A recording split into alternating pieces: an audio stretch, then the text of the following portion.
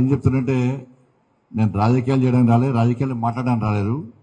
కానీ గతంలో ఉన్న ప్రభుత్వము ఎన్డీఆర్ఎఫ్ సంబంధించి విపత్తు సమయంలో ఉపయోగించాల్సిన పైసలను ఎన్ని విపత్తులు వచ్చినా ఉపయోగించుకోలేదు, దాన్ని వాడలేదు.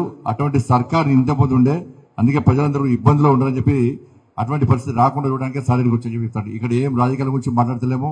ఆపదలు ఉన్నప్పుడు అందరం కలిసిమెలిసి రాజకీయాలకు అతీతంగా రైతులు ఆదుకోవడానికి మాత్రమే వచ్చామని చెప్తా ఉన్నారు. ఫసల్ బీమా అనేది రైతులు కష్టాల్లో ఇబ్బందులు ఉన్నప్పుడు, ఆపద సమయంలో ఉన్నప్పుడు ఫసల్ బీమా ద్వారా మీకు న్యాయం జరిగేది.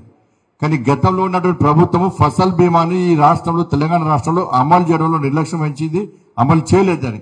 అందుకే రైతులు ఇప్పుడు కష్టాల్లో ఉన్నారు.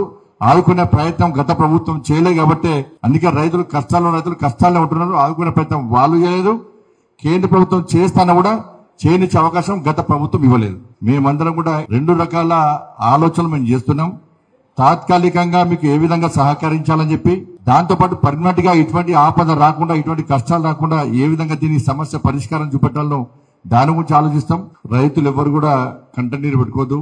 నరేంద్ర మోడీ గారు తప్పకుండా మీకు సహాయం చేయడానికే, మిమ్మల్ని ఆదుకోవడానికే, తెలంగాణ రాష్ట్ర ప్రభుత్వానికి సహకరించడానికే మమ్మల్ని పంపించడం జరిగింది. కేవలం పంట మాత్రమే వేది, దాని గురించి ఏ విధంగా తిరిగి మళ్ళీ పంట వేసుకోవాలో దానికి దారి చూపెడదాం.